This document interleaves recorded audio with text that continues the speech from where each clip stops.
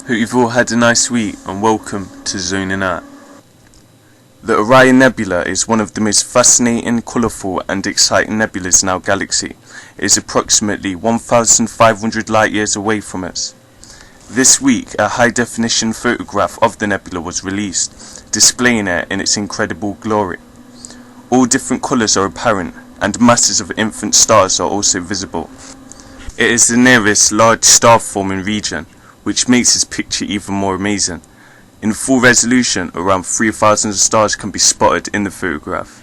In most cases, gases and dust clouds would attempt to obscure our view, but on this occasion, the nebula's energetic stars have managed to disperse and blow away any obstructions, which makes this photograph possible.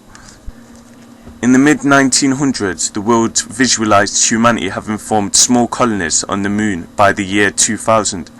This was obviously a failed prediction by some very optimistic people, but I can bet they never had the optimism inside them to imagine just 20 years after that we would have formed colonies on the surface of Mars. That's right, by the year 2022, a corporation known as Mars 1 planned to blast off citizens of the world to the Red Planet. What makes a manned mission to Mars so difficult is equipping the spacecraft for the return flight, but that's where Mars 1 stands out from the crowd. The mission is a one-way trip. Now, a trip out of our world into space, to the moon or Mars, would be one of my dreams come true, but the thought of spending the rest of my days living in a metal box, confined to a small patch of arid red desert, doesn't really appeal to me. They might want to consider taking a psychiatrist along, because I can't imagine it taking too long for people to start losing their minds. But that's just my take on it.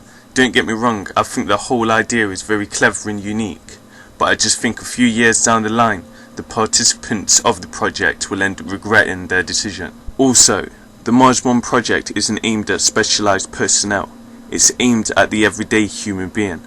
Now, if my little speech didn't put you off too much, you can put your details down to be part of this at mars1.com. The oldest ever spiral galaxy, named BX442, was discovered this week, clocking in at an estimated 10.7 billion years old. What's abnormal about this galaxy isn't its distance or size, but its shape and its age. Now, with the universe being around 14 billion years old, this only gives the galaxy around 3 billion years to form its spiral shape, which by all accounts isn't enough time.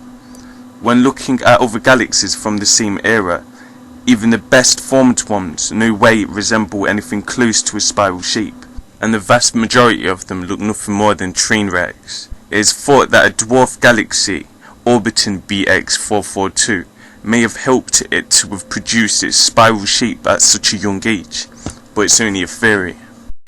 That's it for this week, and thanks for watching.